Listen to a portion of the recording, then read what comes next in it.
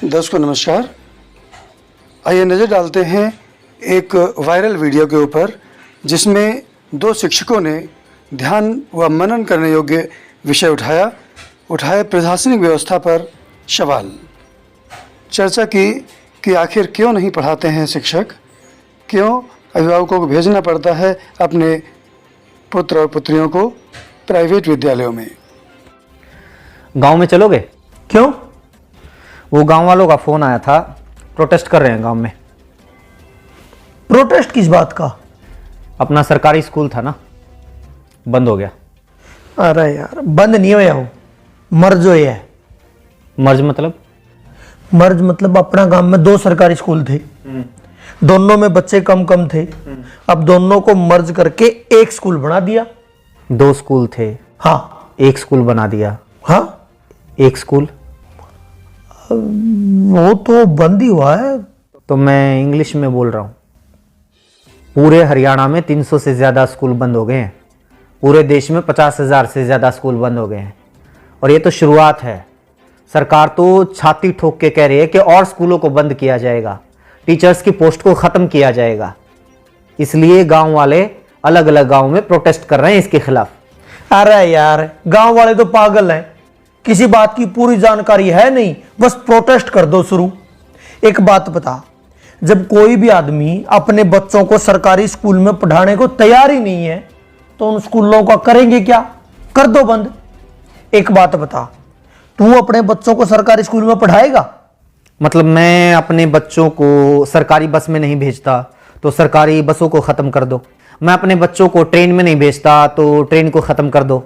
मैं अपने बच्चों को सरकारी स्कूलों में नहीं भेजता तो सरकारी स्कूलों को ख़त्म कर दो। मेरे तो बच्चे ही नहीं हैं तो सारे देश के बच्चों को ख़त्म कर दो। ये क्या लॉजिक हुआ? अरे तू अपनी छोड़, एक बात बता, सरकारी स्कूलों में जितने टीचर्स हैं क्या वो अपने बच्चों को सरकारी स्कूलों में पढ़ाते हैं? उससे भी बड़ा सवाल यह है कि वो अपने बच्चों को सरकारी स्कूलों में क्यों नहीं पढ़ाते हैं। क्यों नहीं पढ़ाते? क्योंकि सरकारी स्कूलों को पढ़ने लायक नहीं छोड़ा गया है। स्कूलों में टीचर नहीं है। शायद ही कोई ऐसा स्कूल हो जहां पर जितने टीचर्स की जरूरत है उतने टीचर हों। बैठने के लिए ढंग की इमारत नहीं है, कमरे नहीं है। कई स्कूलों की तो छतें गिर जाती हैं जिस वक्त क्लास चल रही होती है। पीने तक का पानी नहीं है, बैठने के लिए बेंच नहीं है। यहां तक कि टॉयलेट तक भी ऐसे होते हैं कि अगर कोई चला जाए तो मरीज बन के वापिस आए। ऐसे स्कूलों में कौन अपने बच्चों को पढ़ाना चाहेगा? अरे यार, ठीक है, सारे स्कूलों में अच्छी व्यवस्था नहीं है, लेकिन बहुत सारे स्कूल ऐसे हैं जिनमें सारी व्यवस्थाएं हैं और स्टाफ भी पूरा है। वहां टीचर्स कितना पढ़ाते हैं बताइयो? हाँ, सही बात, ये बात सही कही। अपने शहर में भी और बहुत सारे शहरों में, अलग अलग स्टेट में कई स्कूल ऐसे हैं, सरकारी स्कूलों की बात कर रहा हूं मैं, जहां पर स्टाफ पूरा है, ठीक ठाक व्यवस्थाएं हैं, साफ सफाई है, इमारतें वगैरह, बिल्डिंग्स वगैरह अच्छी हैं। उन स्कूलों में जाके देखो। अब टीचर्स की बात करते हो, अधिकारियों के बच्चे भी उन सरकारी स्कूलों में पढ़ते हैं। उन स्कूलों में एडमिशन के लिए सिफारिशें लगती हैं, एडमिशन नहीं हो पाते। कौन नहीं चाहता अपने बच्चों को सरकारी स्कूलों में पढ़ाना? कोई सरकारी स्कूलों को बनाए तो ऐसा जिसमें लोग अपने बच्चों को पढ़ाना चाहें। तो बना लो। जब सरकारी स्कूल के टीचर्स बच्चों को अच्छा पढ़ाएंगे तो सरकारी स्कूल अपने आप अच्छे हो जाएंगे। बता, क्यों नहीं टीचर्स बच्चों को पढ़ाते? मुझे एक बात बता, तू जंगल राज में रह रहा है या एडमिनिस्ट्रेटिव सिस्टम में रह रहा है? मतलब ये जंगल राज में होता है, अपने आप ठीक कर लो, अपने आप हो जाएगा, अपने आप सही हो जाएगा, अपने आप गलत हो जाएगा। शेर की मर्जी, जिसको मर्जी खा जाए, जिसको मर्जी छोड़ दे, उसके मूड के ऊपर है। ये हिरण की कैपेसिटी है, शेर से तेज दौड़ सकता है तो बच जाएगा, नहीं तो उसका शिकार हो जाएगा। ये होता है जंगल राज। एडमिनिस्ट्रेटिव सिस्टम, प्रशासकीय व्यवस्था पता है क्या होती है? जहां पर कोई जवाबदेही होती है, कोई हायरार्की होती है, कहीं चेक एंड बैलेंसेस होते हैं। प्रशासकीय व्यवस्था पता है क्या कहती है? अगर आप टीचर नियुक्त करते हैं या किसी भी महकमे में कोई भी कर्मचारी नियुक्त करते हैं तो वो अपने आप काम नहीं करेगा, उससे काम करवाना पड़ेगा। इसलिए चेक एंड बैलेंसेस होते हैं, जवाबदेही तय की जाती है। टीचर्स को अगर नियुक्त किया गया है तो वो काम नहीं करेंगे या काम करेंगे, ये देखने के लिए हेडमास्टर या प्रिंसिपल को नियुक्त किया जाता है। और सिस्टम ये मानकर चलता है कि वो प्रिंसिपल भी अपनी मर्जी से काम नहीं करेगा, उसके ऊपर भी बीओ की नियुक्ति होगी और वो भी अपनी मर्जी से काम नहीं करेगा। उसकी जवाबदेही तय करने के लिए डीओ की नियुक्ति होगी, डीओ के ऊपर और अधिकारी होगा, उसके ऊपर और अधिकारी होगा, उसके ऊपर शिक्षा मंत्री होगा और उसके ऊपर मुख्यमंत्री होगा। यानी अगर कोई एक टीचर किसी स्कूल में सही से नहीं पढ़ा रहा है तो ये सिर्फ उस टीचर का फेलियर नहीं है, सिर्फ उसकी गलती, उसकी कमी नहीं है, ये पूरे के पूरे सिस्टम की, शिक्षा मंत्री की, मुख्यमंत्री तक की जिम्मेदारी है। ये पूरा का पूरा सिस्टम जब कोलैप्स होता है तब जाकर कोई कर्मचारी अपना काम सही से नहीं करता है। हद है यार, तुम तो ये कह रहे हो कि मतलब हिंदुस्तान के हरियाणा राज्य के जींद जिले के किसी तहसील के किसी गांव के किसी कोने में बने हुए सरकारी स्कूल में एक अध्यापक पढ़ा नहीं रहा तो उसके लिए जिम्मेदार शिक्षा मंत्री, उसके लिए जिम्मेदार मुख्यमंत्री है। उसका काम ही ये है। अगर शिक्षा मंत्री को यह नहीं पता है कि उसके टीचर्स ढंग से काम कर रहे हैं या नहीं कर रहे हैं, उनकी क्या जरूरतें हैं, क्यों अपना काम सही से नहीं कर पा रहे हैं, क्यों उसके स्कूलों से बच्चे कम हो रहे हैं, तो किसकी जिम्मेदारी होनी चाहिए? किस बात का शिक्षा मंत्री है वो?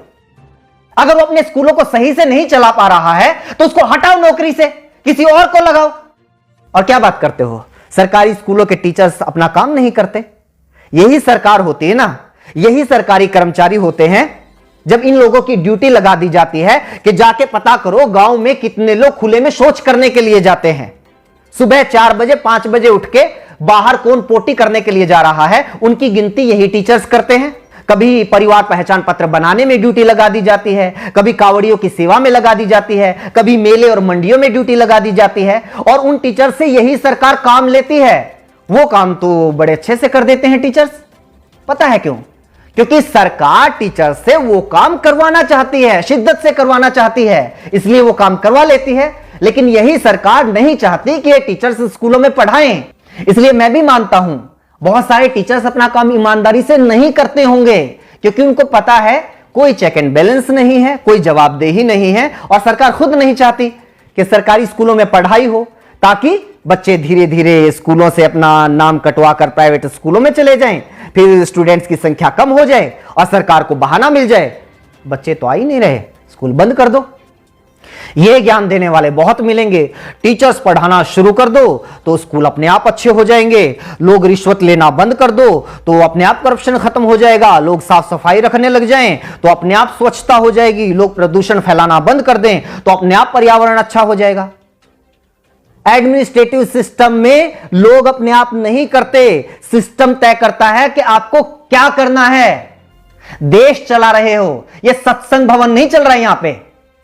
चल ठीक है, ये जो पढ़ा रहे हैं या नहीं पढ़ा रहे, सैलरी पता है उनकी कितनी है? 70,000, 80,000। प्राइवेट स्कूलों में भी टीचर हैं 20-20, 25-25 हजार में, इनसे काफी अच्छा पढ़ाते हैं, इनकी सैलरी इतनी क्यों है? अब इस बात को तो क्या जवाब दूं? रुक एक बार, एक लिस्ट में इसी की निकाली थी मैंने। अपने देश में बहुत सारे लोगों को यह लगता है कि टीचर्स की सैलरी बहुत है, लेकिन जो दुनिया के अच्छे अच्छे देश है ना, जहां पर अच्छा एजुकेशन सिस्टम है, लाइफ लिविंग स्टैंडर्ड है, जहां का वीजा लगवाने के लिए दुनिया भर के लोग मरते हैं, उन देशों की बात कर। कनाडा में $1,00,000 सालाना, $1,00,000 सालाना टीचर्स की औसत इनकम है। पता है कितना हुआ? 1 लाख को 80 से गुणा कर 80 लाख रुपए सालाना। बता महीने की कितनी सैलरी हुई? जर्मनी में 63,000 यूरो, वो भी लगभग 80 रुपए के बराबर है, उसको भी 80 से गुना कर। आगे आजा, नीदरलैंड में 60,000 यूरो, ऑस्ट्रेलिया में 98,000, लगभग $1,00,000, यूएसए में $60,000, आयरलैंड में $48,000, डेनमार्क में 47,000 यूरो, ऑस्ट्रिया में 45,000 यूरो। और तुम लोगों को यह लगता है कि हमारे देश में टीचर्स की सैलरी तो पता नहीं बहुत ज्यादा है। प्राइवेट स्कूलों में तो 20,000 में पढ़ा रहे हैं। जब सरकारी स्कूल वालों की 20,000 रुपए सैलरी कर दोगे ना, तो फिर 10,000 वाले आएंगे, वो कहेंगे कि हम 10,000 में पढ़ाने के लिए तैयार हैं। और जब 10,000 सैलरी कर दोगे तो 5,000 वाले आएंगे, और जब 5,000 कर दोगे तो 500 रुपए वाले आएंगे कि हम 500 रुपए में पढ़ाने के लिए तैयार हैं। और जब 500 कर दोगे तो वो लोग भी आएंगे कि जी बस 2 टाइम की रोटी दे देना, हम तो उसी में पढ़ा लेंगे। और जब वो भी कर दोगे तो वो भी आएंगे कि रोटी की भी जरूरत नहीं है, सिर छुपाने के लिए बस छत दे देना। तो हम पढ़ा लेंगे। कितना नीचे जाओगे? बनना तो अमेरिका कनाडा है, लेकिन नीतियां तुम्हें सोमालिया जैसी चाहिए। इसलिए तो हमारे देश के जो अच्छे वैज्ञानिक हैं वो मौका मिलते ही विदेश में कट लेते हैं। अच्छे इंजीनियर विदेश में चले जाते हैं और अच्छे पढ़ाने वाले भी विदेश में चले जाते हैं। दुनिया का ढंग का ऐसा कोई विकसित देश उठाकर देख लो, वहां पर शिक्षा मुफ्त होगी या फिर बहुत थोड़ा बहुत खर्च करके कोई भी अपने बच्चों को अच्छी शिक्षा दे सकता है। स्वास्थ्य सेवाएं मुफ्त होंगी या फिर थोड़े बहुत खर्चे पर कोई भी अपना इलाज करवा सकता है। हाँ, ये आई बात। मुफ्त स्वास्थ्य सेवाएं मुफ्त, शिक्षा मुफ्त, ट्रांसपोर्ट मुफ्त। ये जो मुफ्त की रेवड़ियों वाला सिस्टम है ना, यही गलत है। क्यों दे भाई मुफ्त? एक तो ये बात गलती से मुझसे ही निकल गई। फ्री फ्री क्या होता है?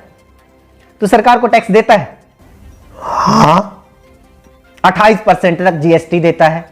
दूध दही तक के ऊपर भी टैक्स है, पानी तक के ऊपर टैक्स है, कहीं इनकम टैक्स, कहीं प्रॉपर्टी टैक्स, कहीं जुर्माना है, कहीं टोल टैक्स, गाड़ी लो तो टैक्स, सुई लो तो टैक्स, हवाई जहाज लो तो टैक्स।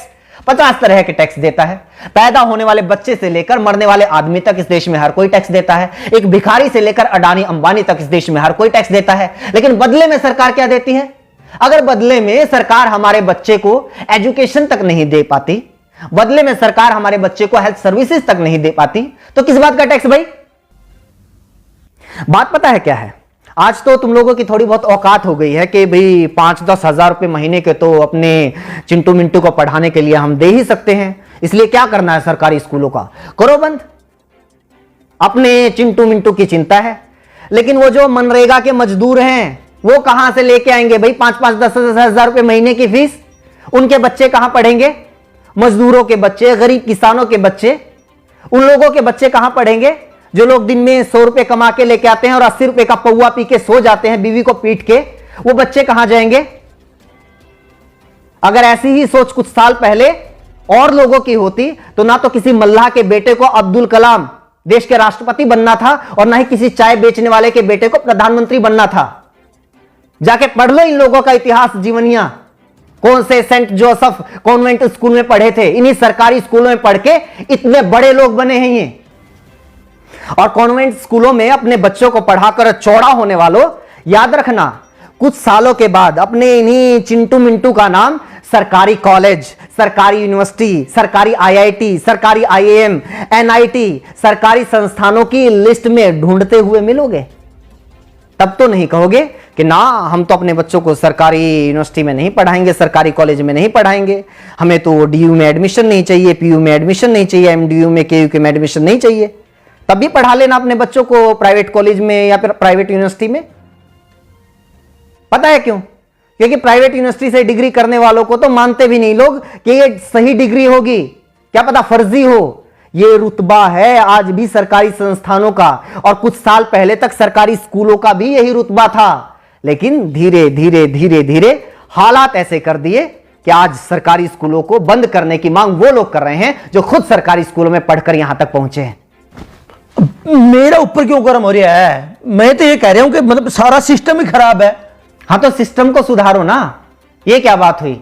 सरकारी स्कूलों को बंद कर दो, सरकारी अस्पतालों को बंद कर दो, सरकारी बस सेवा को बंद कर दो, सरकारी रेलवे को बंद कर दो।